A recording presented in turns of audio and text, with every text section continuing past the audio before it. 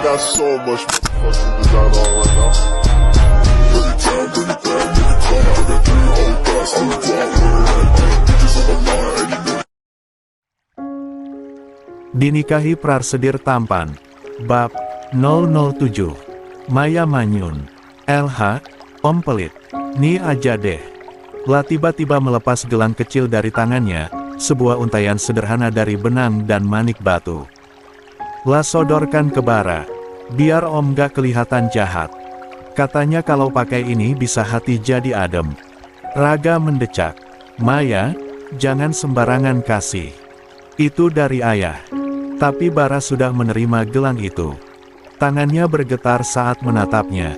Untaian benang itu mirip sekali dengan gelang yang dulu pernah ia berikan pada Lia, malam ketika mereka pertama kali merayakan kebersamaan.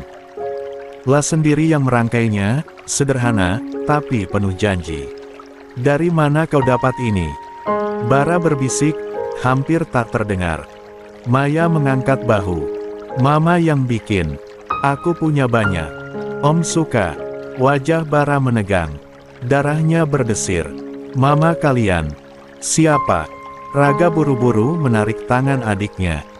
Kami pulang dulu. Mama pasti marah kalau kami lama. Mereka berlari cepat, meninggalkan Bara yang masih terpaku dengan gelang di tangannya. Anak buahnya saling pandang, bingung dengan sikap tuannya yang biasanya keras tapi kali ini terdiam. Di mobil, Bara menggenggam erat gelang itu. Pandangannya kosong. Kenangan menghantam, malam ketika ia mengikatkan gelang itu di pergelangan tangan Lia. Supaya kau selalu ingat, aku akan selalu ada, katanya waktu itu. Jantung Bara berdetak tak karuan. Tidak mungkin. Tidak mungkin. Gumamnya. Tapi tatapan bocah itu, senyum anak kecil yang lain, gelang ini semua terlalu nyata.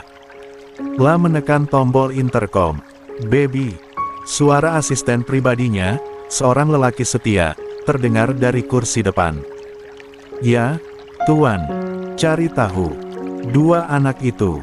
Namanya, asalnya, siapa ibunya? Aku ingin laporan secepat mungkin. Baby sempat menoleh lewat kaca spion, ragu. Anak-anak yang tadi, Tuan. Apakah mereka penting?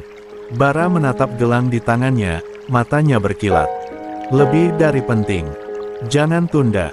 Aku ingin kebenarannya malam ini juga. Baby mengangguk cepat. Baik, Tuan. Sementara itu, Raga dan Maya tiba di rumah dengan napas terengah. Luciana sudah berdiri di teras, wajahnya tegang. Kemana saja kalian? Suaranya bergetar, antara marah dan takut. Maya berseri-seri, tak merasa bersalah. Mama, kami ketemu Om Serem. Tapi dia ternyata baik, Iho. Nih, aku kasih gelang ke dia. Luciana tersentak. Gelang. Gelang yang Mama buat. Raga ikut menimpali, dia aneh, Ma.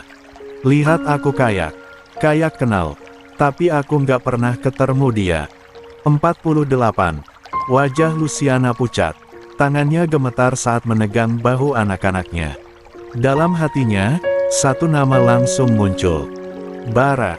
Apa itu dia? Apakah dia ada di kota ini? Aku terlalu sibuk berlari, sampai terlalu jauh untuk pulang. Dia sini, aku harus menemuinya. Di tempat lain, Bara duduk sendirian di ruang kerjanya. Gelang kecil itu masih di tangannya, seolah menyala di bawah cahaya lampu. Lia, bisiknya pelan. Untuk pertama kali dalam 6 tahun, Bara merasa api amarah di dalam dirinya terguncang. Ada harapan baru, ada kecurigaan yang menusuk, dan ada perasaan yang selama ini ia kubur kerinduan. Dan ia bersumpah, jika gelang itu benar milik Lia, maka dunia apapun yang memisahkan mereka, akan ia hancurkan. 49. Senja bergulir cepat menjadi malam. Kota kecil itu tenggelam dalam cahaya lampu jalan yang remang, seolah menyimpan rahasia. Bara masih duduk di ruang kerjanya, memandangi gelang kecil di tangannya. Sejak ia melihat dua anak itu, pikirannya tak bisa tenang. Semua tanda menunjuk pada satu hal, Lia. La tak bisa menunggu. Lah harus memastikan. Aku harus pastikan. Kenapa mereka lama sekali kerjanya? Gumam Bara kesal. Dia meraih ganggang telepon dan menghubungi salah satu bawahannya. Bagaimana perkembangannya? Tanyanya dingin. Kami masih berusaha, Tuan. Usaha kalian kurang maksimal. Jika dalam 1 jam masih belum juga, obrak-abrik kota ini. Ini kota kecil, harusnya menemukan seorang wanita dan 2 anak kecil tidak sulit. Bara membanting telepon meja, matanya terpejam menahan amarah. Lalu duduk memandang lagi gelang itu. Lia, tunggu aku. Aku pasti akan menemukan kalian. Bersabarlah. Waktu bergulir, namun mata Bara masih tak mau terpejam, hingga semburat jingga nampak di ufuk timur. Tok tok tok. Tuan Bara. Baby masuk dengan membawa laporan. Bara hanya melirik tanpa memalingkan wajah dari memandang gelang itu. Kami sudah dapat informasi tentang Nyonya Lia. Katakan, Nyonya. Kami menemukan jejak Nyonya di pasar. Pasar. Baby mengangguk. Kita ke sana sekarang. Pagi itu, langit masih gelap. Lia pamit pada kedua anaknya untuk ke pasar menjawal sarapan. Mama yakin Engak mau kami temani. Enggak, kalian belajar saja di rumah. Tapi kami cemas kalau Mama kerja sendiri. Bagaimana kalau ada yang menggoda Mama? Rak cemas. Lia tersenyum, lihat ini. Katanya sambil menunjuk tahi lalat besar di pipi. Mama jelek kok. Tidak ada yang akan menggoda. 50. Iya, Mama memang jelek. Kenapa Mama selalu memakai tahi lalat itu? Lia hanya tertawa kecil. Sudah ya, Mama mau kerja. Kalian baik-baik di rumah. Iya, Ma. Hati-hati. Lia pun pergi ke pasar. La menata beberapa sarapan pagi, dan kue-kuean. Aku mau beli ini semua. Tiba-tiba ada seseorang yang membeli semua makanan Mia. Lia kaget, semua. Iya. Tolong antar ke Hotel Mariana. Lia merasa senang karena dagangan Mia langsung laris. La bergegas ke Hotel Mariana, untuk mengantar makanan itu ke sana. Kamar nomor 356. Ia bergumam, kebetulan pintu terbuka sedikit. Permisi. Saya mengantar pesanan. Pintu langsung terbuka lebar dan pandangannya langsung membeku. Bara berdiri di sana. Wajahnya tak banyak berubah, hanya lebih keras, sorot matanya lebih tajam. Luciana atau Lia, nama yang ia tinggalkan bertahun-tahun lalu hampir tak bisa bernapas. Bara menatapnya lama. Lia kehilangan kata-katanya. Bara mendekat. Sorot matanya tak bisa dibohongi. Air mata Lia menetes tanpa bisa ia tahan. Bara, kenapa kau ada di sini? Bara menghela napas, lalu meraih tangannya. Karena aku tak pernah berhenti mencarimu. Tangis Lia pecah. Semua rasa sakit, rindu, dan ketakutan yang ia simpan bertahun-tahun luruh begitu saja. Bara menariknya ke dalam pelukan, hangat, kokoh, seperti runah yang tak pernah ia miliki lagi sejak pergi. Maafkan aku, bisik Lia di dadanya. Tidak, aku yang minta maaf sampai kamu harus berlari sejauh ini, jawab Bara, suaranya bergetar. Lama mereka berdiam begitu, hanya mendengar degup jantung masing-masing. Hingga akhirnya, Bara mengangkat wajah Lia dengan jemarinya. Aku ingin memastikan, kau nyata di sini. Tanpa menunggu, bibirnya menyentuh bibir Lia. Awalnya ragu, penuh air mata, namun perlahan melebur jadi ciuman yang dalam, yang menyimpan segala kerinduan 6 tahun terpendam. Lia membalas, meski tubuhnya gemetar, karena ia pun tak sanggup lagi menyangkal cintanya. Pagi itu mereka kembali bersatu. Tak ada kata yang cukup, hanya tatapan, pelukan, dan bisikan lirih di sela napas. Hingga akhirnya, Lia terlelap di sisi Bara, wajahnya damai, tersenyum dalam tidur panjangnya. Bara menatapnya lama, mengusap rambut hitaran itu dengan lembut. Aku janji, aku takkan pernah biarkan kau pergi lagi. 51. 1 jam berlalu, Lia masih tidur lelap, sementara Bara bangkit. Ada satu hal yang kini lebih penting, anak-anak itu. Raga dan Maya. Dengan langkah pasti, ia pergi menjemput mereka. Hari itu, Raga dan Maya tengah berada di lapangan kosong dekat pasar kecil. Mereka dikepung oleh 3 anak yang lebih besar, yang mengejek Raga karena terlalu sok galak dan Maya karena cerewet. Dasar anak kampung. Ejek salah satunya sambil mendorong bahu Raga. Maya langsung melotot. "Hei, jangan ganggu abangku." Namun bocah itu menertawakan Maya, lalu hendak merebut tas kecil yang dibawanya. Maya berteriak, Raga menepis, tapi jumlah mereka kalah. Saat itulah, suara berat terdengar. "Lepaskan mereka." Anak-anak itu menoleh, wajah mereka langsung pucat. Seorang pria tegap, dengan jas hitam, berdiri hanya beberapa meter. Tatapannya menusuk, suaranya dingin. Itu Bara. Bocah-bocah nakal itu tak berani melawan. Mereka buru-buru kabur, meninggalkan Raga dan Maya yang masih gemetar. Raga menatap pria itu dengan kening berkerut. "Om, lagi." Maya malah senyum lebar. Om jahat-jahat baik ternyata." Bara berlutut, menatap mereka sejajar. Untuk pertama kalinya, ia bisa melihat jelas garis wajah Raga, tatapan tajamnya, dan senyum cerah Maya. Darahnya bergetar. Lah menahan napas sebelum berkata, "Kalian tidak apa-apa."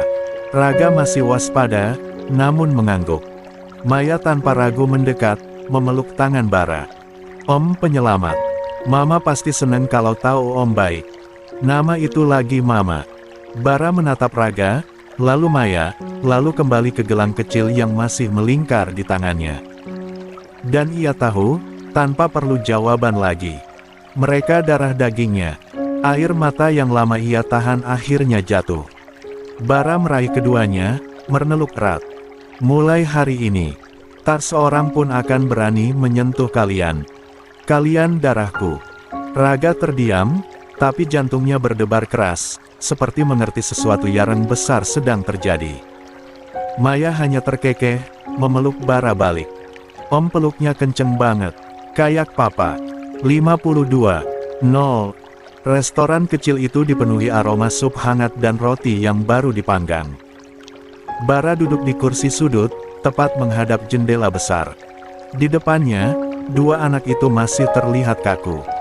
Maya duduk dengan mata berbinar, sementara Raga duduk tegak, tangannya terlipat di dada. Maya langsung menunjuk gambar es krim di buku menu. "Aku mau yang ini. Sama ayam goreng, sama jus jeruk. Pesan apa saja yang kalian suka," ucap Bara tenang. Raga mendesah. "Jangan banyak-banyak. Mama pasti marah kalau kita boros." Bara tersenyum samar. "Biar Om yang bayar. Anggap saja hadiah kecil." Maya tertawa senang, tapi Raga masih memasang wajah waspada. "Mama bilang jangan terima apa-apa dari orang asing." Bara terdiam sejenak. Kata-kata itu menusuk hatinya. Lalu meraih sendok di mejanya, lalu menyuapkan sedikit sup panas ke mulutnya sendiri. "Lihat, Om makan duluan. Tidak ada yang berbahaya. Tidak ada racun. Kalian Arnan." Maya tampak semakin yakin. "Tuh, Kak, Om baik. Ayo makan, aku udah lapar banget." Raga menunduk, menggigit bibir. "Tetap saja, kita nggak boleh gampang percaya." Tatapannya lurus menembus mata Bara, seakan ingin membaca isi hatinya. Bara menahan senyum. "Bagus. Kau anak pintar. Mama kalian mengajarkan hal yang tepat." Ia lalu meletakkan sendok, mencondongkan tubuh sedikit ke depan. "Tapi, bagaimana kalau Om bilang kalian sebentar lagi bisa bertemu Mama?" Maya langsung terbelalak. "Beneran? Mama ada di sini?" Bara mengangguk pelan. "Ya, tidak jauh dari sini." Raga langsung mengerutkan dahi, tatapannya mencurigakan. "Om kenal Mama kami." Alih-alih menjawab dengan kata-kata, Bara mengeluarkan ponsel dari saku jasnya. Lah membuka galeri, lalu memperlihatkan sebuah foto lama. Di sana, Lia tampak bersandar di dadanya, wajahnya penuh senyum yang hangat. Maya menatap layar itu dengan takjub. Tuh Mama. Mama lagi ketawa. Mama cantik banget. Raga justru menahan napas. Matanya bergerak dari foto ke wajah Bara, lalu kembali ke foto. Kenapa Mama bisa dekat sama Om? Bara menatap anak itu lama. Ingin rasanya ia langsung berkata, karena aku ayahmu. Tapi lidahnya keluh. Lah hanya tersenyum samar, menyimpan rahasia itu rapat-rapat. Karena Om sudah lama sekali mengenal Mama kalian. Maya semakin antusias. Wah, berarti Om sahabatan sama Mama, iya. Bara tak menanggapi, hanya mengusap lembut kepala Maya. Sementara Raga semakin kaku, sorot matanya. 53. Menyelidik, tak percaya begitu saja. Makanan pun datang. Maya langsung melahap ayam goreng dengan riang, sementara Raga hanya menatap piringnya, sesekali melirik ke arah Bara. Rak, panggil Bara pelan. Kalau kau tak makan, kau akan sakit. Om tidak ingin kalian sakit. 1. Raga menunduk, masih ragu. Namun akhirnya ia mengambil sendok kecil, mencicipi satu suap. Wajahnya tetap keras, tapi Bara bisa melihat, jauh di dalam mata bocah itu ada rasa yang ia kenali, rasa lapar akan sesuatu yang lebih dari sekadar makanan. Rasa lapar akan kasih sayang seorang ayah. Di sisi lain, di kamar Hotel Mariana, Lia tergeragap bangun. Sinar matahari pagi menembus tirai tipis, menghangatkan kulitnya. Tubuhnya masih terbungkus selimut, namun begitu sadar ia tak mengenakan sehelai baju pun, wajahnya memerah. Malam tadi, semuanya kembali begitu nyata, begitu dekat. Lia buru-buru meraih gaun sederhana dari kursi, mengenakannya dengan tangan gemetar. Raga, Maya, anak-anaknya, Lia panik. Astaga, mereka sendirian di rumah. Bara, panggilnya lirih. Tapi sunyi. Kamar itu kosong. Lia menghela napas, merapikan rambutnya cepat-cepat, lalu melangkah menuju pintu kamar. Begitu ia hendak membuka, pintu itu terlebih dahulu bergerak dari luar. Dek, seseorang berdiri di sana. Tubuh tegap, wajah asing, tatapannya menusuk. Bukan Bara, Nyonya Lia. Suaranya berat, dalam, membuat darah Lia berdesir dingin. Tuan Bara meminta saya menjemput Anda. Lia mundur setapak, jantungnya berdegup keras. Siapa? Siapa kau? Pria itu menunduk sedikit. Saya hanya orang kepercayaan beliau. Jangan takut. Tuan Bara sedang bersama dua anak itu. Darah Lia seakan berhenti mengalir. Raga, Maya. Pria itu mengangguk pelan. Ya, mereka bersama beliau sekarang. Lia menutup mulutnya dengan gemetar. Air mata menggenang. Antara lega sekaligus takut, lega karena anak-anaknya aman, takut karena ia tahu, pertemuan ini akan mengubah segalanya. Bawa saya ke mereka, bisiknya parau. Pria itu memberi jalan, sementara Lia melangkah dengan hati yang campur aduk, tubuhnya masih goyah. Hanya satu yang ia tahu, saat ini, ia tak lagi bisa berlari. Di restoran, Maya masih sibuk menghabiskan es krimnya, sementara Raga Dian menatap keluar jendela. Bara hanya 54. Memperhatikan, hatinya hangat sekaligus perih. Tiba-tiba, pintu restoran terbuka. Lia masuk, tergesa, wajahnya penuh panik sekaligus harap. Raga, Maya, kedua anak itu langsung menoleh. Mama, teriak Maya, melompat turun dari kursi dan berlari memeluk pinggang Lia. Raga bangkit lebih pelan, namun matanya berkaca-kaca. Mama, Lia memeluk keduanya erat, seakan tak mau melepaskan lagi. Air matanya jatuh bercampur tawa kecil. Kalian baik-baik saja, iya. Mama cemas sekali. Bara berdiri perlahan, menatap pemandangan itu. Lia menoleh, mata mereka bertemu. Tak ada kata, hanya tatapan yang membawa seluruh masa lalu, rasa sakit, dan cinta yang masih tersisa. Maya mendongak polos. Ma, Om ini baik banget. Om traktir kami. Om juga punya foto Mama. Lia tercekat. Raga menatap Bara, lalu berbisik pada mamanya. Ma, siapa sebenarnya Om ini? 55. 1. Papa. Kata itu keluar lirih dari bibir Lia, hampir tercekik oleh tangisnya sendiri. La meremas bahu kedua anaknya, lalu menatap bergantian pada Raga dan Maya. Om Bara ini bukan orang asing. Dia adalah papa kalian. Maya terbelalak, wajahnya berbinar seketika. Apa? Jadi Om ini papa kita? Dengan spontan, gadis kecil itu melepas pelukan mamanya lalu berlari menghampiri Bara, meneluk pinggang pria itu erat-erat. Papa, aku punya papa. Yayai. Bara menunduk, dadanya sesak. La membalas pelukan Maya dengan hati-hati, seakan takut tubuh mungil itu akan pecah jika ia menekan terlalu kuat. Air mata menitik juga, menembus ketegarannya. Papa minta maaf, nak. Papa baru bisa ada di sini sekarang. Namun di sisi lain, Raga tetap berdiri tegak. Wajahnya datar, hanya sedikit bergetar di ujung bibirnya.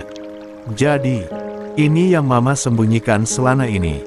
Suaranya dingin, penuh curiga. Papa, yang tiba-tiba datang setelah bertahun-tahun. Setelah Mama yang berjuang sendiri. Lia terdiam. Hatinya perih mendengar nada putranya, namun ia tahu ia tak bisa memaksa. Bara menatap Raga lama, tapi tak memaksa mendekat. Papa salah, Raga. Papa tahu. Tapi biarkan Papa menebus semua waktu yang hilang. Maya menoleh ke kakaknya, tersenyum dengan polosnya. Raga, kita punya Papa. Harusnya seneng dong. Aku udah lama pengen punya Papa. Raga hanya mendesah, matanya beralih ke arah luar restoran. La tak menjawab. Perjalanan kembali ke kota berlangsung hening. Maya duduk di samping Bara, terus bertanya tentang ini itu, tentang kenapa Papa suka pakai jas, kenapa jam tangan Papa bisa berkilau, bahkan kenapa rambut Papa wangi. Bara menjawab semua dengan sabar, senyum tipis tak pernah lepas dari wajahnya. Sementara Lia duduk diam, sesekali menoleh pada Raga yang bersandar di jendela mobil, pura-pura tidur padahal matanya masih terbuka. Hatinya berdesir getir. La bahagia, tetapi juga diliputi cemas. Malam itu, mereka sampai di hotel tempat Bara menginap. Maya langsung berlari ke dalam kamar, matanya berbinar penuh takjub. Wah, Mama, Kak, lihat. Kasurnya empuk banget. Lampunya bisa nyala mati pakai tombol. Astaga, ini apa? La menunjuk mesin pembuat teh dan kopi. Bara tertawa kecil, mendekat, lalu mencontohkan. Ini untuk bikin teh atau kopi, Maya. Masukkan teh atau kopi yang akan dibuat, terus tekan tombol ini. Lalu tunggu sebentar. Nah, lihat. Tehnya keluar. Wah. Maya bertepuk tangan, lalu mencoba sendiri dengan kikuk. Aku bikin jus jeruk bisa, Pak. Bara menggeleng sambil tersenyum. Belum, nak. Itu cuma teh atau kopi. 56. Tak lama, Maya menemukan mesin penjual otomatis di lorong. Papa, bagaimana cara menggunakan ini? Ini mesin penjual otomatis, tinggal pilih yang mau dibeli. Terus keluar harga, scan buat bayar. Ketika botol minuman jatuh dengan bunyi keras, Maya bersorak riang. Hori, Papa, lihat, aku bisa belanja sendiri. Bara tertawa geli, membiarkan gadis kecil itu berlarian dengan botol minuman di tangan. Lia memperhatikan dari jauh, matanya hangat. Ada rasa yang lama hilang kini kembali, rasa melihat anaknya punya sosok ayah. Namun berbeda dengan Raga. Bocah itu ikut mencoba mesin otomatis hanya sekali, lalu kembali diam. La duduk di sofa, menatap keluar jendela hotel dengan wajah tak terbaca. Malam kian larut. Di ranjang besar itu, mereka tidur bersama. Bara di sisi kanan, Lia di tengah, Maya menempel di dada Bara, sementara Raga tergeletak kaku di sisi paling kiri. Lia bisa merasakan kegelisahan putranya. La tak tidur, hanya memejamkan mata sambil berbisik pelan. Raga, kamu belum tidur. Mama tahu, ini sulit buat kamu. Tapi cepat atau lambat, kamu harus belajar menerima. Karena dia bukan orang asing. Dia papamu. Raga diam. Matanya tetap terbuka, menatap langit-langit kamar. Namun dalam hatinya, ia menelan bulat-bulat kata-kata itu. Untuk Marna, aku akan coba. Pura-pura patuh, bisiknya sangat lirih, hampir tak terdengar. Esok harinya, Bara punya rencana lain. La mengajak Lia dan anak-anak ke sebuah pulau kecil miliknya, jauh dari keramaian. Perjalanan ditempuh dengan kapal cepat, membuat Maya bersorak riang diterpa angin laut. "Papa, lihat, Ermia biru banget," seru Maya sambil menunjuk ombak. Bara hanya mengangguk, matanya penuh senyum. Sementara Lia duduk di samping Raga yang tetap diam, hanya memandang laut tanpa ekspresi. Sesampainya di pulau, suasana berubah hangat. Lia dan Maya langsung bermain pasir, membuat benteng kecil, sementara Bara membantu mereka menegakkan bendera dari ranting kayu. Tawa Maya memenuhi udara. Namun Raga memilih duduk agak jauh, di bawah pohon kelapa, menatap lautan tanpa suara. Bara mendekatinya perlahan. "Boleh aku duduk di sini?" tanyanya lembut. Raga hanya mengangkat bahu, tak menolak, tak menyambut. Bara pun duduk di sampingnya. Angin laut membawa aroma asin, suara deburan ombak mengisi jeda hening mereka. "Kamu seperti tak menikmati ini. Apa yang mengganjal di hatimu? Katakan, hanya ada kita berdua. Kita bisa bicara sebagai laki-laki. Benarkah kamu papa kami?" Suara Raga pecah, serak, tapi tajam. "Iya, kamu ragu. Selama ini, kami enggak punya papa.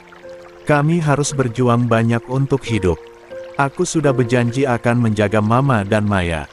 Bara menunduk, hatinya perih mendengar kalimat itu. La menatap pasir di bawah kakinya, lalu menjawab lirih. "Selama 5 tahun ini, aku terus mencari kalian. Tapi, mamamu sangat pandai menyembunyikan diri.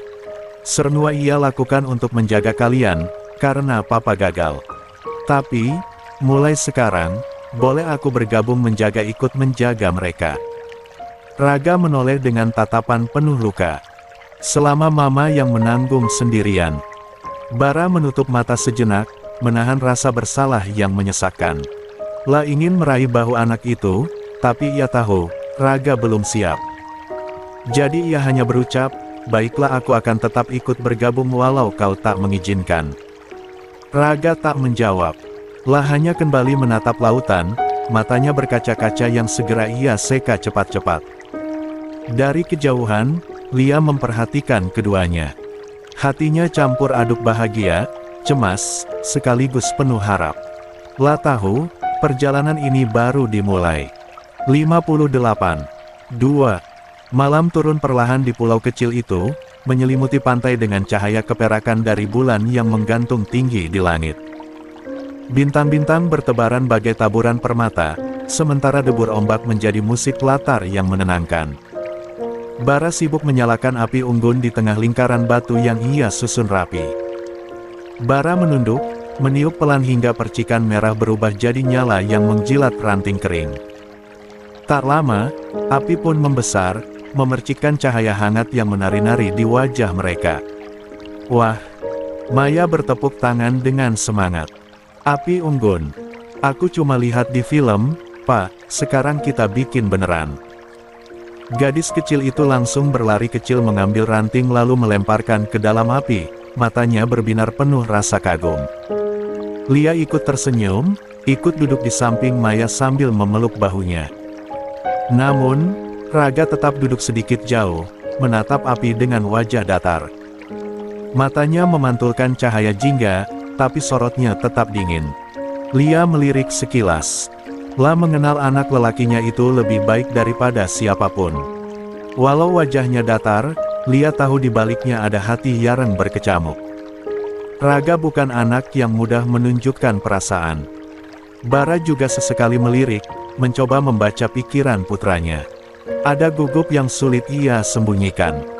La ingin mendekat, tapi tak tahu bagaimana caranya agar anak itu tidak semakin menjauh. Jadi, ia memilih diam, membiarkan waktu bekerja. "Papa, Dongeng, dong. Seru Maya tiba-tiba sambil menepuk tangan, memecah keheningan. Katanya kalau camping, harus ada dongeng di depan api unggun. Bara terkekeh kecil. Oh begitu, iya. Kalau begitu, Papa ceritakan kisah tentang bintang-bintang. Yayai. Maya bersorak, matanya bersinar antusias. Kemarilah, enggak akan jelas kalau dengar dari sana, panggil Bara pada Raga. Tidak, telingaku masih bagus. Ah, sepertinya, dongeng ini tak akan mulai. Maya cemberut, kenapa? Bara tak menjawab, tapi menoleh pada Raga, baiknya, Maya cukup paham itu. Raga, kemari. Aku mau dengar cerita Papa. Raga mendengus. Maya langsung mendekat dan menarik tangan saudara kembarnya. Ayo. Akhirnya, Raga ikut bergabung. Dengan suara lembut, Bara mulai mendongeng tentang seorang pelaut yang tersesat, lalu menemukan jalan pulang dengan mengikuti rasi bintang. La bercerita dengan penuh penghayatan, suaranya dalam, kadang melambat, kadang meninggi, seakan benar-benar membawa mereka ke dunia lain. 59. Maya mendengarkan dengan mulut sedikit terbuka, matanya tak lepas dari Bara. Lia pun ikut terhanyut, walau ia juga sesekali melirik Raga yang masih diam. Tapi, saat cahaya api menyorot wajahnya, Lia melihat sudut bibir putranya sedikit bergerak, sebuah reaksi kecil yang bagi Lia berarti banyak. Akhirnya, malam semakin larut. Maya tertidur lebih dulu di pangkuan Bara, tubuh mungilnya terlelap tanpa beban. Raga masuk ke tenda dengan langkah malas, merebahkan diri tanpa suara. Lia membantu menyiapkan selimut, lalu memastikan anak-anak nyaman. Setelah itu, ia keluar lagi. Bara sudah duduk di depan api unggun, menambahkan kayu agar nyala tetap hidup. Udara makin dingin, ucap Bara sambil menepuk tanah di sampingnya. Duduklah. Lia duduk, merapatkan jaket tipisnya. Bara lalu mengeluarkan ubi yang ia bakar di antara bara api, menyerahkan satu pada Lia. Hati-hati panas. Lia tersenyum kecil, meniup pelan ubi itu sebelum menggigit. Rasanya manis. Sudah lama sekali aku tidak makan seperti ini. Mereka diam sebentar, hanya ditemani suara ombak dan kayu yang berletup kecil di dalam api. Lalu Bara mengambil termos kopi, menuang kedua cangkir kaleng. La menyodorkan satu pada Lia. Minum. Akan hangat di tubuh. Lia menerima. Aroma kopi pekat segera memenuhi udara. La menyesap sedikit, lalu mendesah lega. Terima kasih. Beberapa saat kemudian, Bara berbicara, suaranya berat. Aku masih sering bertanya-tanya, Lia. Kenapa kamu tak pernah coba hubungi aku? Satu panggilan saja. Atau pesan. Aku akan datang, apapun yang terjadi. Lia menatap api, matanya berkaca-kaca. Kalau aku lakukan itu, kita mungkin dalam bahaya. Ada banyak orang yang mengejar kita, Bara. Aku bahkan tak pernah tahu apakah sudah aman atau belum. Aku tidak mau anak-anak tahu rasa takut itu. Jat, aku memilih hilang. Bara menunduk, jemarinya mengepal. Dan aku membiarkanmu menderita sendirian. Raga benar. Aku papa yang buruk. Lia menggeleng cepat, menoleh menatapnya. Jangan bilang begitu. Kau tidak tahu betapa aku bersyukur. Walaupun sulit, aku bisa melihat anak-anak tumbuh. Bisa merawat mereka dengan caraku. Dan sekarang, kita bisa kumpul lagi. Itu lebih dari cukup. Bara menatap mata Lia, sorotnya penuh luka tapi juga cinta yang dalam. Aku tetap minta maaf, Lia. Aku seharusnya lebih keras mencari, lebih keras memperjuangkanmu. Lia menutup jemarinya di atas tangan Bara, menenangkannya. Yang lalu biarlah lalu. Yang penting sekarang, kita bersama. Hening sejenak, hanya suara ombak yang terdengar. Bara lalu menghela napas panjang, lalu perlahan mendekat. Aku tak ingin kehilanganmu lagi. Aku tak ingin kehilangan kalian lagi. Lia menutup mata, dan bibir mereka akhirnya bertemu dalam ciuman lembut, hangat, penuh kerinduan yang tertahan. 60. Bertahun-tahun. Api unggun menjadi saksi, bulan dan bintang mengintip dari langit Malaren. Namun, dari dalam tenda, sepasang mata terbuka. Raga tidak benar-benar tidur. Sejak tadi ia mendengarkan setiap kata. La melihat bayangan Mana dan pria itu yang berciuman di depan api. Dada Raga terasa berat. Ada rasa marah, kecewa, juga bingung. Tapi di balik itu, ada juga secuil perasaan yang tak mau ia akui, rasa lega, karena ia melihat mamanya tersenyum dengan cara yang sudah lama tak ia lihat. La menutup mata rapat-rapat, berpura-pura tidur kembali, membiarkan malam melarutkan semua rahasia di dalam tenda kecil itu. Api unggun masih menyala, Bara dan Lia masih duduk berdampingan, berbagi kehangatan di tengah dinginnya angin laut. 61. 3. Pagi di pulau kecil itu terasa tenang. Ombak masih bergulung lembut, angin membawa aroma laut yang asin. Namun, Bara tahu waktunya sudah tiba. La tak bisa terus berlama-lama bersembunyi di sini bersama Lia dan anak-anak. Mereka perlu kembali ke kota, ke dunia nyata yang penuh tantangan dan sekaligus perlindungan yang lebih baik. Besok kita berangkat, ucap Bara di tepi pantai, menatap Lia yang sedang menggandeng Maya. Lia sempat terdiam. Ke kota. Bara mengangguk. Aku ingin kalian tinggal di tempat yang aman. Aku sudah terlalu lama membiarkanmu sendiri. Sekarang biar aku yang menjaga. Lia menunduk sebentar, lalu mengangguk. Ada keraguan, tapi juga secercah harapan di matanya. Hari itu tiba. Kapal cepat membawa mereka dari pulau menuju dermaga besar. Maya tak bisa menahan antusiasnya, terus melompat kecil sambil menunjuk-nunjuk gedung-gedung tinggi yang mulai terlihat di kejauhan. Wah, Mama, lihat. Gedungnya tinggi banget. Seru Maya dengan mata berbinar. Lia tersenyum, meski dalam hati ia sedikit gugup. Raga hanya diam, duduk di samping mamanya, tatapannya lurus ke depan.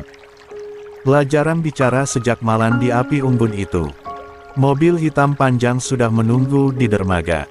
Sopir dengan pakaian rapi membuka pintu, menunduk hormat. Selamat datang kembali, Tuan Bara. Maya melongo. Papa, mobil ini panjang sekali. Kayak di film. Bara terkekeh, membiarkan anak-anak masuk lebih dulu. Ayo, naiklah. Perjalanan menuju rumah Bara membuat Maya semakin takjub. Begitu mobil memasuki halaman, mulutnya terbuka lebar. Rumah besar bergaya klasik berdiri megah, dengan pilar-pilar putih menjulang, halaman hijau luas, dan beberapa penjaga yang berdiri siaga. Papa, rumah ini kayak istana. Maya menempelkan wajah ke kaca jendela. Kita beneran tinggal di sini. Bara tersenyum tipis. Ya, mulai sekarang, ini rumah kalian juga. Lia menatap rumah itu dengan perasaan campur aduk. La tak pernah menyangka, lelaki yang ia tinggalkan dulu ternyata hidup dengan kemewahan sebesar ini. Seorang pria berusia 30-an, berwajah tegas tapi ramah, segera menyambut di pintu. La mengenakan kemeja rapi, posturnya tegap. Selamat datang, Tuan Bara. Dan ini, tentu saja, keluarga kecil Tuan. Ini Baby, Bara memperkenalkan. Orang yang paling kupercayai. Dia akan banyak membantu kalian. Maya dengan berani menyodorkan tangan mungilnya. Halo, Om Baby. Aku Maya. Baby terkekeh dan menjabat tangan kecil itu. Senang bertemu denganmu, Nona Maya. 62. Raga hanya mengangguk singkat saat Baby menatapnya. Namun, Baby bisa membaca sorot mata anak itu waspada, penuh jarak. Malam turun. Setelah anak-anak masuk kamar masing-masing, Bara memanggil Baby ke ruang kerjanya. Lampu kuning temaram menyinari ruangan penuh rak buku dan meja besar dari kayu mahoni.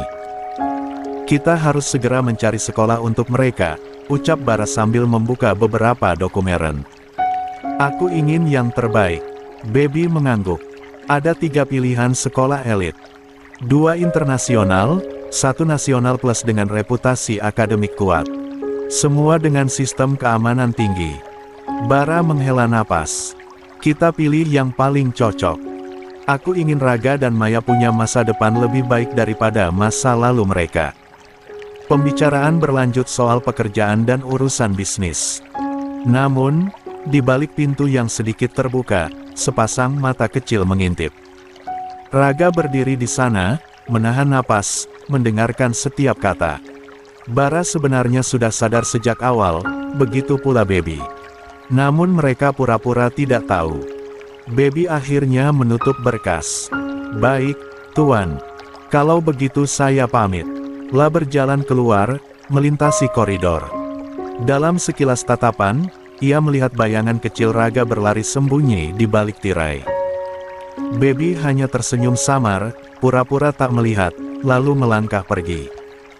Raga kembali ke celah pintu ruang kerja. La menatap Bara yang masih duduk termenung. Tiba-tiba suara berat itu terdengar jelas. "Masuklah, Raga." Raga terlonjak, hampir menjatuhkan pegangannya di pintu. Perlahan, ia mendorong pintu masuk. "Papa, tahu aku di sini." Bara mengangguk pelan, memberi isyarat duduk di kursi depan meja. "Ya, duduklah. Tak perlu sembunyi." Raga menurut, meski wajahnya masih dingin. Bara lalu mengeluarkan map berisi brosur sekolah. La menyodorkannya. "Ini 3 pilihan sekolah untukmu dan Maya. Kau bisa pilih sendiri." Raga menatap sekilas, lalu mengangkat bahu. "Terserah." Bara menatap anaknya dalam-dalam. "Raga, kau tak suka?" Anak itu terdiam sejenak, lalu akhirnya bicara dengan suara rendah. "Kenapa Papa punya rumah sebesar ini? Punya segalanya. Tapi tidak bisa menemukan aku, Maya, dan Mama." Pertanyaan itu menghantam dada Bara seperti palu. Ila menunduk, menarik napas panjang. "Aku pernah punya musuh. 63. Yang sangat berbahaya. Aku lakukan segala cara untuk mencari kalian. Tapi, Mama terus berpindah, semakin jauh. Aku kesulitan. Ia berhenti, memilih kata. "Aku tidak ingin menjelaskan lebih jauh. Tapi percayalah, Raga, aku tidak pernah berhenti mencari." Bara kemudian bangkit, berjalan mendekat, dan mengusap kepala anak lelakinya. "Aku mungkin terlambat, tapi aku di sini sekarang." Raga menunduk, tak berkata apa-apa. Namun, usapan itu menyalakan sedikit kehangatan yang diam-diam ia rindukan. Hari berikutnya, pagi cerah. Maya melompat riang di halaman sekolah barunya. "Mama, Papa, lihat seragamku. Bagus, kan?" Lia tersenyum, merapikan kerah putrinya. "Cantik sekali." Begitu bel masuk berbunyi, Maya langsung bergabung dengan anak-anak lain. La cepat akrab, mudah tertawa, dan dalam waktu singkat sudah punya banyak teman. Raga, sebaliknya, berjalan pelan ke kelas. Teman-temannya mencoba menyapa, tapi ia hanya mengangguk singkat. La tetap duduk di bangku paling belakang, tenang namun dingin. Sementara itu, di rumah, Bara mengajak Lia keluar. "Aku ingin kau punya yang terbaik. Hari ini, kita belanja." Lia sempat menolak, tapi Bara tersenyum menegaskan. Akhirnya mereka berdua pergi ke butik eksklusif di pusat kota. Rak-rak penuh pakaian mewah berderet, lampu kristal menggantung di langit-langit. "Bara, ini terlalu banyak," ucap Lia pelan ketika beberapa pegawai menumpuk gaun dan tas di meja. "Tidak ada kata terlalu banyak untukmu," Lia jawab Bara, menatapnya lembut. "Kau sudah terlalu lama hidup dalam kesederhanaan. Biarkan aku memanjakanmu." Lia tersenyum tipis, menyentuh tangannya. Namun, saat ia mencoba memilih sebuah gaun, ponsel Bara berdering. La menoleh ke layar, wajahnya berubah serius. "Baby," katanya cepat. La menjauh ke sudut butik, berbicara dengan nada rendah. Lia masih sibuk melihat-lihat. La menoleh ke cermin, mencoba gaun lain. Saat itulah sebuah suara asing terdengar di belakangnya. "Lia, 64. Misi selesai. Plus 30 poin. Ambil 9S. Akumulasi waktu membaca novel 60 menit. Suara itu menusuk telinga Lia. Tubuhnya kaku seketika, gaun yang ia pegang nyaris terlepas dari jemari. Lia, ini benar kamu, kan? Astaga, Lia. Sosok yang berlari ke arahnya membuat jantung Lia berdegup lebih cepat. Silva ibunya. Wajahnya tampak lebih tirus dari terakhir kali Lia melihatnya bertahun-tahun lalu. Makeup tebal berusaha menutupi keriput, tapi sorot matanya kosong. Penuh kegelisahan. Bu, Lia berbisik nyaris tak percaya. Tanpa menunggu jawaban, Silva langsung meraih Lia, memeluknya erat seolah tak mau melepas. La menciumi pipi putrinya dengan air mata yang jatuh deras. Ya Tuhan, aku kangen sekali padamu. Aku takut takkan pernah bisa menemuimu lagi. Lia terkejut, tubuhnya tegang. Ada ribuan kenangan pahit yang kembali, ingatan ketika Silva lebih memilih suami barunya daripada dirinya, saat ia ditinggalkan tanpa perlindungan. Namun kini, Silva tampak rapuh, jauh berbeda dari bayangan perempuan angkuh dan sosialita yang dulu. Bu, pelan-pelan, ucap Lia lembut, mencoba menguasai diri. Silva melepaskan pelukannya sedikit, menatap wajah putrinya lama sekali. Kau makin cantik, Lia. Seperti dulu, bahkan lebih. Aku sungguh bahagia bisa melihatmu lagi. Lia menarik napas dalam. Bu, apa yang Elbu lakukan di sini? Silva menunduk, menyeka air mata. Aku hanya jalan tanpa arah. Aku tak tahu harus kemana lagi, nak. Tak lama, mereka berdua duduk di sebuah kafe kecil tak jauh dari butik. Suasana hening beberapa saat, hanya suara sendok yang beradu dengan cangkir kopi. Silva menatap kosong ke jendela, lalu berkata lirih, hidupku berantakan, Lia. Perusahaan ayah tirimu bangkrut. Basuki kini hanya marah-marah setiap hari. Tak ada yang tersisa dari semua kemewahan yang dulu kubanggakan. Rumah terjual, mobil hilang, bahkan teman-teman yang dulu selalu menempel padaku. Semuanya pergi. Mereka menutup pintu saat aku mencoba meminjam uang. Mereka tahu aku tak lagi berdaya. Lia terdiam, menatap ibunya tanpa ekspresi. Silva melanjutkan, suaranya bergetar. Dan Rika, entah kemana. Pergi begitu saja, tak ada kabar. Aku merasa kosong, Lia. Aku kehilangan segalanya. Air matanya jatuh lagi, ia menutupi wajahnya dengan telapak tangan. Aku hanya ingin seseorang mendengarkan. Hati Lia bergolak. Bagian dirinya ingin marah, mengungkit semua luka lama. Namun bagian lain memilih diam. La hanya menatap ibunya, mendengarkan tanpa banyak bicara. Silva menatap Lia Lak, dengan tatapan penuh harap. Lia, kau sekarang terlihat bahagia. Kau bersama siapa? Kau baik-baik saja, kan? Kau bisa menolong ibu, kan? 65. Lia menarik napas panjang, menahan gemuruh dalam dadanya. Ila merogoh tas, mengeluarkan amplop kecil berisi sejumlah uang. La meletakkannya di atas meja. Elbu, ini yang bisa aku beri.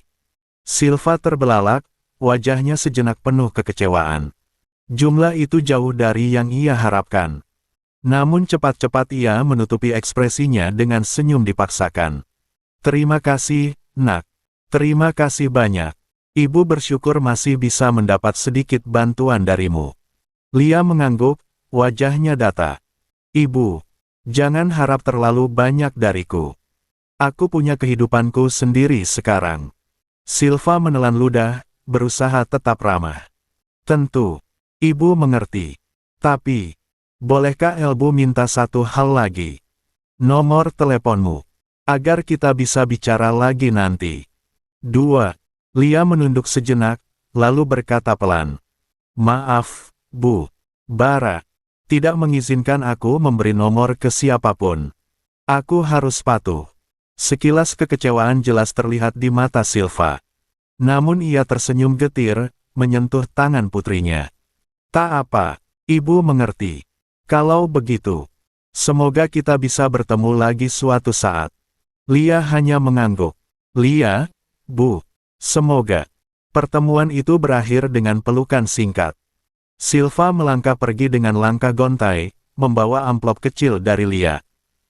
Di wajahnya terselip rasa kecewa, tapi juga secercah kepuasan karena masih bisa meraih sesuatu dari anak yang dulu ia abaikan. 23. Lia berdiri di depan kafe, menarik napas panjang. Hatinya kacau, namun wajahnya tetap tenang. Lia tahu pertemuan ini akan selalu menorehkan luka baru, meski ia berusaha tak memperlihatkannya. Saat ia masuk kembali ke mobil hitam yang menunggu di pinggir jalan, ia terkejut.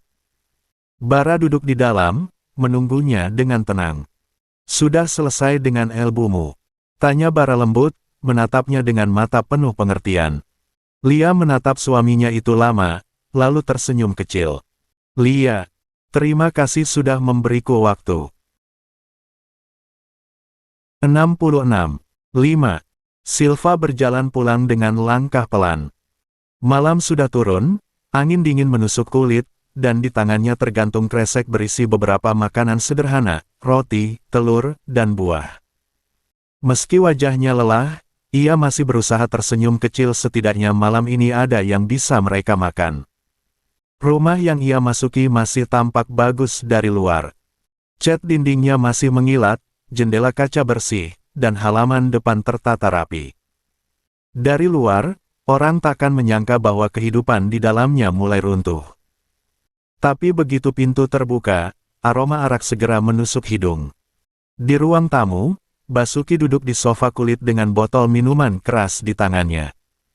Wajahnya merah, mata sendu, tapi sorotnya penuh bara. "Silva," suaranya berat, memecah kesunyian. "Kau dari mana saja?"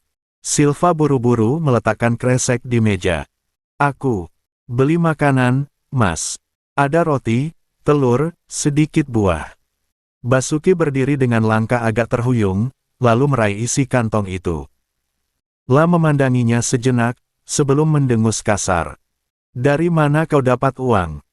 Silva menggenggam jemarinya, ragu sejenak, lalu berkata jujur, "Aku bertemu Lia. Dia memberiku sedikit uang." Nama itu langsung mengubah segalanya. Basuki menegang, botol araknya nyaris terlepas. "Apa kau bilang?" "Lia." Suaranya meninggi. "Mas, jangan marah dulu. Aku tidak sengaja. Dia hanya menemuiku sebentar, lalu." "Di mana dia?" Basuki merembentak, wajahnya mendekat dengan sorot mata menekan. Tangannya mencengkeram lengan Silva erat. "Cepat katakan. Di mana dia sekarang?" Silva terisak, tubuhnya bergetar. "Aku sungguh tidak tahu, Mas. Dia hanya muncul, memberi uang, lalu pergi. Aku tidak tahu rumahnya."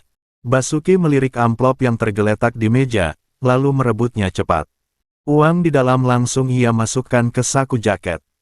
"Kalau begitu aku yang akan mencarinya." "Mas, jangan. Kau masih mabuk, tolong." Silva mencoba menahan, tapi tubuhnya kalah kuat. Basuki mendorongnya perlahan tapi kasar, lalu melangkah keluar dengan langkah tergesa.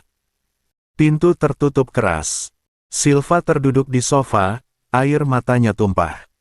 Cintanya pada suaminya membuat ia tak pernah benar-benar bisa membenci, tapi malam ini hatinya diguncang hebat. Jika Basuki benar-benar menemukan Lia, ia takut keadaan akan semakin buruk. Lia harus menemukan cara untuk menghubungi Lia lebih dulu, memperingatkannya sebelum terlambat. Sementara itu, di rumah lain yang hangat, Lia baru saja pulang bersama Bara. Begitu pintu dibuka, Maya langsung berlari kecil, wajahnya berbinar. "Papa, Mama, pulang!" teriaknya riang, langsung melompat ke pelukan Bara. 67. Bara tertawa, mengangkat Maya tinggi-tinggi. "Nah, siapa ini yang makin berat?" "Maya?" "Ya." Maya terkikik, memeluk leher ayahnya erat-erat. "Aku kangen Papa." Lia tersenyum hangat, tapi matanya mencari sosok lain raga. Anak lelakinya itu hanya berdiri di depan pintu kamar, menatap sebentar, lalu masuk tanpa bicara. Lia mengeluarkan mobil-mobilan kecil dan buku gambar yang dulu sangat raga inginkan. Lia meletakkannya di meja dekat pintu kamar. "Raga, Mama bawakan ini untukmu. Namun pintu kamar tetap tertutup rapat. Lia menarik napas panjang, menahan perih di dada. Pandangannya bertemu dengan Bara. Mereka saling bertukar tatap, seolah berkata tanpa kata, Raga belum siap. Aku akan bicara dengannya, ucap Bara. Jangan paksa dia, Bar. Dia terlalu mudah menutup diri, Lia berbisik. Bara menepuk tangan istrinya lembut, lalu menuju kamar Raga. La mengetuk pintu pelan. Raga, ini Papa. Boleh Papa masuk? Tak ada jawaban. Papa bawa sesuatu. Bukan mainan, bukan hadiah. Tapi, cerita. Cerita tentang Jan. Suaranya tetap lembut. Pintu sedikit terbuka. Sepasang mata kecil muncul dari celah. Raga menatap dengan tatapan penuh waspada. Bara masuk perlahan, lalu duduk di lantai agar sejajar dengan putranya. Papa tahu kau marah, Raga. Kau kecewa. Tapi Papa janji. Papa tidak akan pergi lagi. Papa akan menjaga kalian dengan hidup Papa. Demi kamu, Maya, dan Mama. Raga menggenggam buku gambar lusuhnya, menunduk. Lalu dengan suara nyaris tak terdengar ia bertanya, apa aku bisa memegang janjimu? Jan, jawab Bara mantap. Selamanya. Air mata menetes di pipi kecil Raga. La buru-buru memalingkan wajah, tak ingin terlihat rapuh. Bara hanya menepuk pundaknya, diam menemaninya.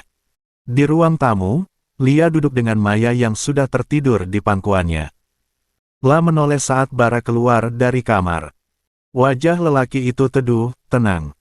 Dia mendengar ucap Bara lirih. Mungkin belum mau bicara banyak, tapi dia mulai percaya.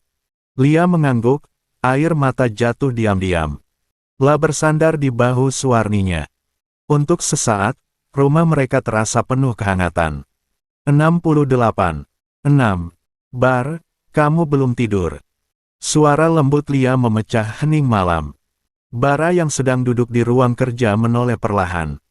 Di depannya, layar laptop masih menyala, menampilkan laporan yang belum selesai. Tapi bukan itu yang membuat matanya tajam menatap melainkan pesan yang baru saja diterimanya dari Baby, sekretaris setianya. Bara tersenyum samar, mencoba menenangkan wajahnya. Belum, Queen. Sedikit lagi. Kamu tidurlah duluan, nanti aku menyusul. Lia berjalan pelan mendekat. Piyama sutra warna biru muda membalut tubuhnya, rambutnya tergerai alami, wajahnya tampak lelah tapi damai. Kau selalu bilang, sedikit lagi, tapi ujungnya sampai pagi, godanya lembut. Bara terkekeh pelan, lalu menatapnya penuh kasih. Baiklah, 5 menit lagi. Janji. Lia menatapnya curiga, tapi akhirnya tersenyum. Jangan lupa matikan lampu nanti. La menunduk, mengecup kening suaminya sebentar sebelum melangkah keluar. Begitu langkah kaki Lia menjauh, senyum di wajah Bara menghilang. La membuka pesan dari Baby sekali lagi. Tuan, saya sudah cek. Elbu Silva benar bertemu Nyonya Lia sore tadi. Uang yang diberikan berasal dari rekening pribadi Nyonya. Setelah itu, Basuki pulang dalam keadaan mabuk dan langsung keluar lagi.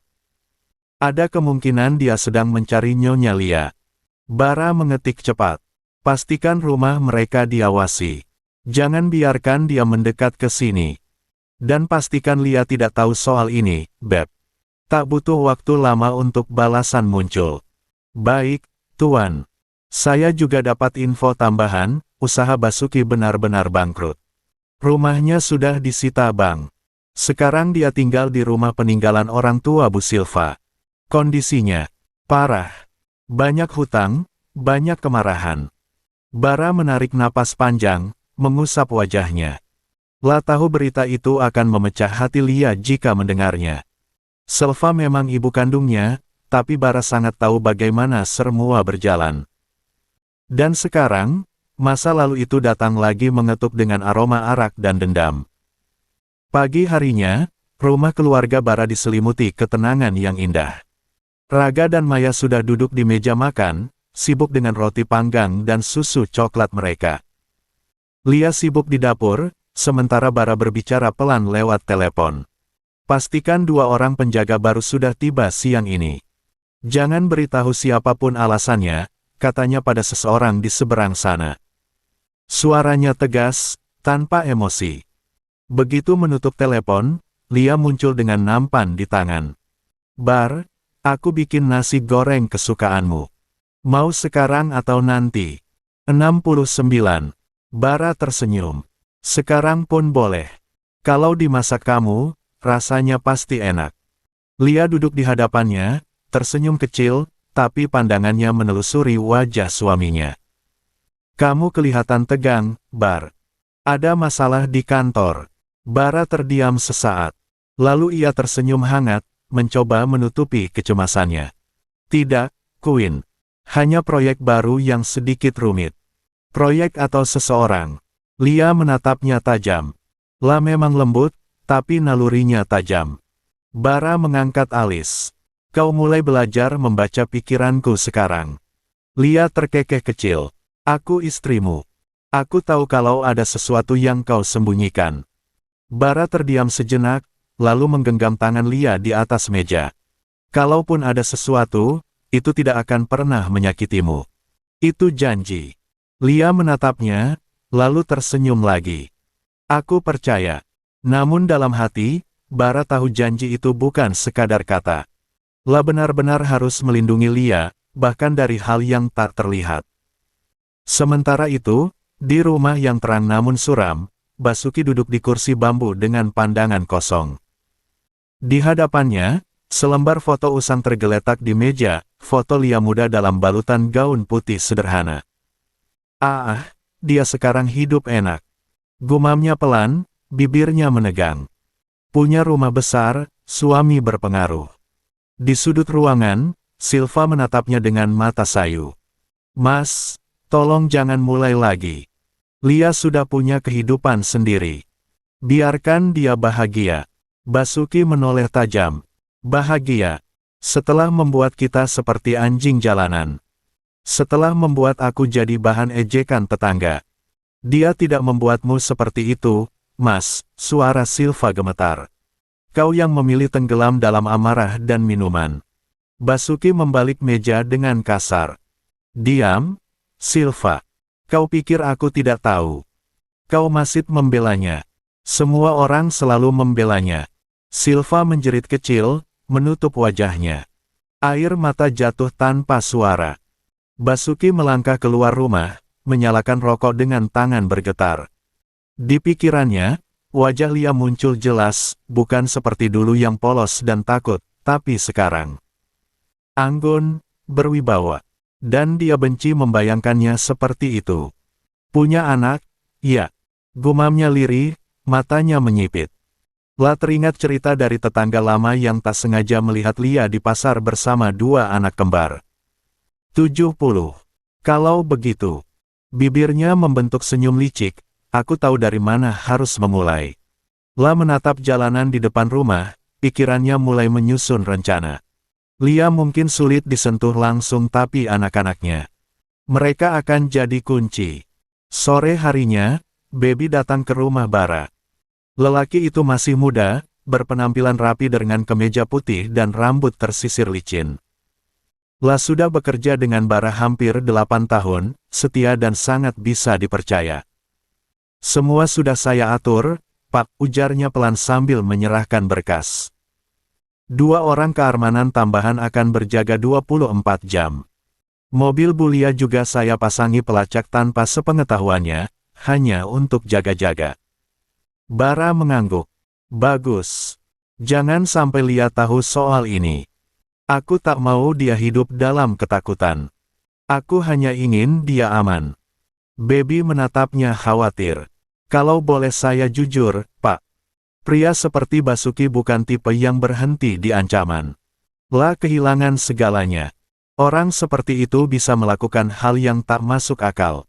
Bara menatap jauh keluar jendela. Di taman, Maya dan Raga tertawa ceria bersama Lia.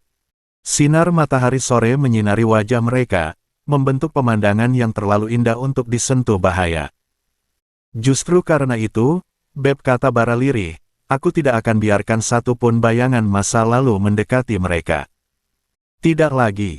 Dan di luar sana, di antara riuh kendaraan dan aroma debu kota, Basuki menyalakan motornya. Di kantong jaketnya, terselip selembar foto Lia bersama dua anak kecil, foto yang ia dapat dari seseorang yang tak sengaja memotret mereka di taman minggu lalu. Senyum miring muncul di wajahnya. Kalau aku tak bisa menyentuhmu, Lia, maka aku akan menyentuh apa yang paling kau sayangi. 71. 7. Malam turun pelan, menutup kota dengan kelam yang tenang.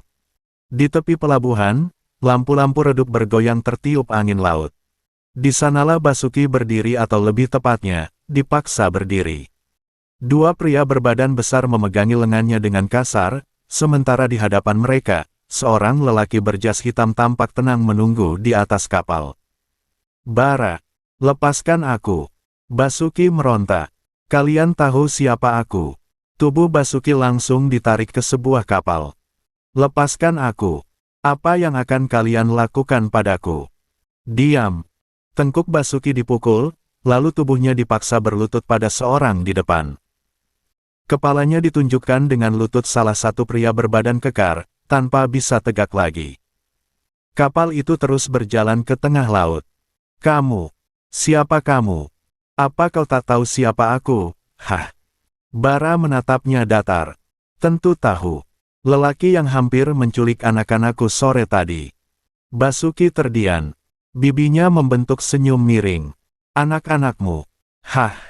Mereka bukan darahku, tapi jangan lupa aku yang membesarkan ibunya. Aku tahu caranya membuat Lia bertekuk lutut. Bara melangkah maju, jaraknya kini hanya sejengkal. Salah besar. Kau tidak membesarkannya, kau menghancurkannya. Suaranya rendah, tapi setiap katanya menampar seperti cambuk. Kau memukulinya waktu kecil, kau buat ibunya takut siang malam. Sekarang kau mau mengulang semuanya. Basuki mendengus, matanya berkilat. Aku cuma mau dia ingat aku papanya, kalau aku tak ada dia hanya jadi gembel. Sekarang semua orang berpihak pada Lia. Bahkan Silva, istriku sendiri, lebih memilih anak itu daripada aku. Jadi aku harus. Bara menatap laut di belakang Basuki, lalu kembali menatap wajah lelaki itu tanpa emosi. Kau tahu apa bedanya kita, Basuki? Apa? Aku melindungi yang kucintai. Kau menghancurkan mereka. Lah memberi anggukan kecil. Dua anak buahnya langsung menarik Basuki mendekati tepi kapal. Basuki panik, meronta habis-habisan. Jangan, Bara. Aku cuma mau bicara. Aku belum. Satu dorongan keras memutus kalimat itu. Suara cipratan air menggema, lalu hanya ada riuh angin dan suara ombak yang menelan semuanya. Bara diam lama. Di wajahnya tak ada kepuasan, hanya ketenangan yang dingin. Dia sudah terlalu lama hidup dengan kebencian, gumamnya pelan. Biar laut yang menghapusnya. Keesokan paginya, Bara datang ke rumah Silva. Rumah itu sederhana, tapi tampak suram tirai kusam, udara lembab, dan aroma kopi basi menyambutnya. Silva membuka pintu dengan wajah terkejut. 72. Bara. Suaranya nyaris tak terdengar. Tuan Bara. Apa yang membawa kemari? Bara mengangguk, namun wajah itu tetap angkuh. Boleh aku masuk? Silva menepi, membiarkannya duduk di ruang tamu kecil. Tangannya gugup, berulang kali menatap keluar jendela, seolah takut sesuatu. Ada apa? Lia baik-baik saja, kan? Tanyanya hati-hati. Baik, jawab Bara pelan. Dan aku ingin memastikan ia tetap begitu. Silva terdiam. Bara meletakkan sebuah map coklat di meja. Di dalamnya ada tiket pesawat ke Kanada, uang tunai cukup untuk memulai hidup baru, dan alamat rumah yang sudah kubeli atas namamu. Semua sudah diatur. Silva menatapnya bingung. Untuk apa ini? Aku ingin Elbu pergi, kata Bara tanpa berputar-putar. Pergi dan mulai hidup baru, jauh dari Lia. Jangan pernah menghubunginya lagi. Silva memucat. Apa maksudmu? Aku ibu kandungnya. Elbu adalah ibunya, potong bara lembut tapi tajam. Tapi ibu juga orang yang meninggalkannya dulu demi Basuki. Lia tidak pernah menyalahkan Elbu, tapi setiap kali mendengar nama itu, dia kembali jadi anak kecil yang ketakutan. Air mata mulai menggenang di mata Silva. Aku cuma ingin menebus semuanya. Aku menyesal, Bara. Aku ingin bertemu Lia, minta maaf padanya. Dan membuat lukanya terbuka lagi. Bara menatapnya lurus. Menyesal tidak selalu berarti harus kembali. Kadang, menjauh adalah bentuk cinta yang tersisa. Silva menunduk. Suaranya pecah. Jadi aku harus pergi. Silva membuka amplop coklat itu, ia heran karena hanya ada namanya. Kenapa hanya ada satu tiket di sini? Bagaimana dengan Basuki? Bara terdiam sejenak. Dia tidak akan pergi bersama Anda. Silva mendongak cepat. Kenapa? Dia suamiku. Aku tidak bisa meninggalkannya di sini. Bara menatapnya tanpa emosi. Basuki sudah memilih jalannya sendiri. Dan aku pastikan, dia tidak akan pernah menyentuh Lia lagi. Silva menatap Bara lama sekali, wajahnya berubah pucat. Kau melakukan sesuatu padanya. Bara tidak menjawab langsung. Lah hanya berkata pelan, anggap saja Tuhan menjemputnya lewat tangan yang tepat. Silva menutup mulutnya, menangis dalam diam. Mas Basuki. Oh, Mas. Bara berdiri, menatapnya tajam. Lihatlah, Nyonya Silva. Bahkan sekarang, kau masih lebih memikirkan Basuki daripada Lia anak kandungmu sendiri. Tidakkah itu cukup untuk menunjukkan siapa yang benar-benar berarti bagimu? 73. Ucapan itu menamparkan batin Silva lebih keras dari apapun. La menangis terisak, tubuhnya bergetar. Aku memang gagal jadi ibu. Bara menatap semakin dingin. Pesawat berangkat besok malam. Kalau kau naik, semuanya akan aman. Kalau tidak, ia menatapnya tajam. Maka aku akan pastikan hidupmu tidak lebih baik dari yang sudah kau jalani sekarang. Hening panjang menyelimuti ruangan. Suara kipas angin tua berdengung di atas kepala mereka. Akhirnya, Silva mengangguk perlahan. Aku akan pergi. Tapi, tolong jaga Lia untukku. Selalu. Jawab Bara singkat. Malam berikutnya, pesawat menuju Kanada meluncur perlahan di landasan. Dari jendela kecil, Silva menatap lampu kota yang perlahan mengecil. Air mata menetes di pipinya, tapi kali ini bukan karena Basuki melainkan karena anak perempuan yang dulu ia tinggalkan, dan kini terlalu jauh untuk dipeluk. Maafkan Mama, Lia, bisiknya lirih. Semoga kau benar-benar bahagia.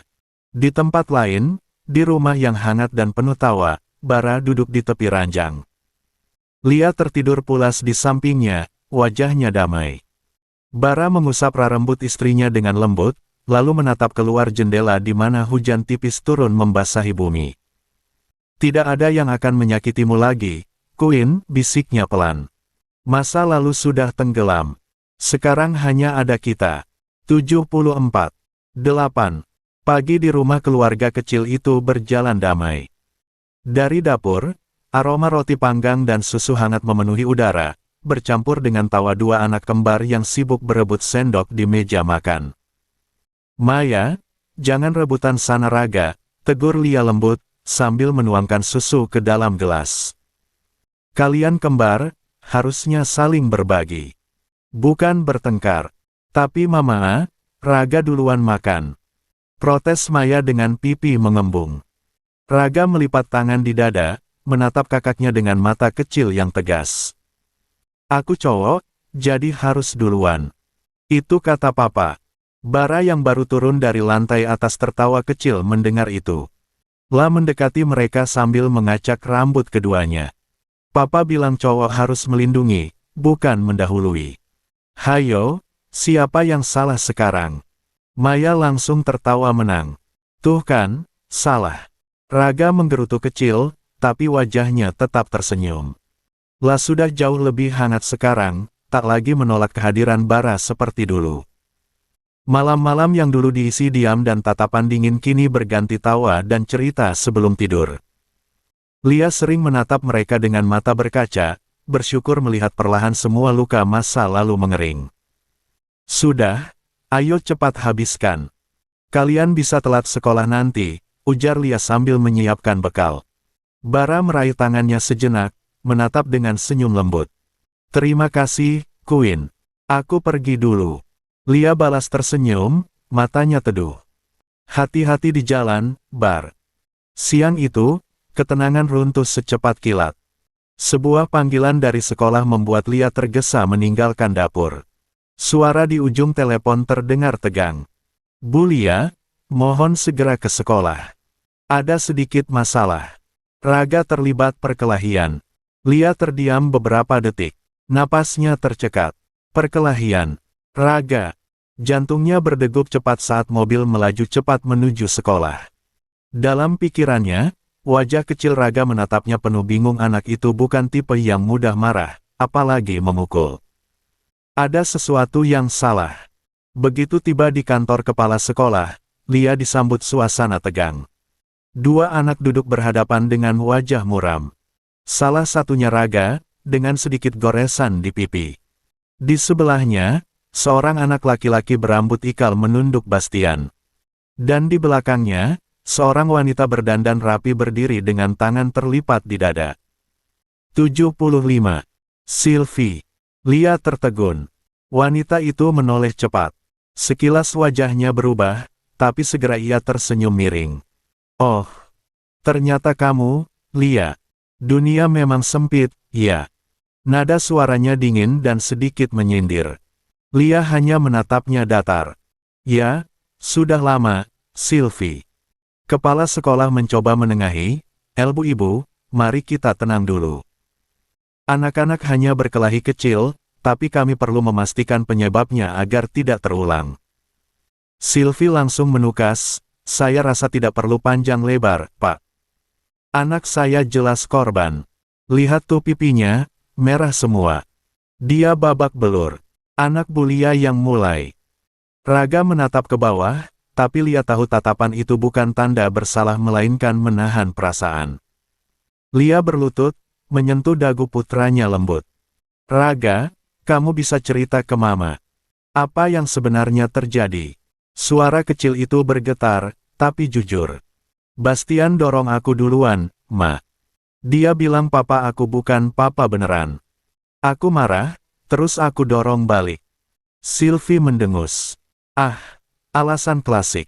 Semua anak yang ketahuan berantem pasti bilang, dia duluan. Anakmu bohong. Lia. Lia menegakkan tubuhnya perlahan. Tatapannya tajam tapi tetap tenang. Sylvie, tolong jangan menyimpulkan sebelum tahu semuanya. Aku percaya pada anakku. Kau percaya pada anakmu. Sudahlah, Lia. Dari dulu kamu memang suka membela diri dan berpura-pura suci, ejek Sylvie sambil menyeringai.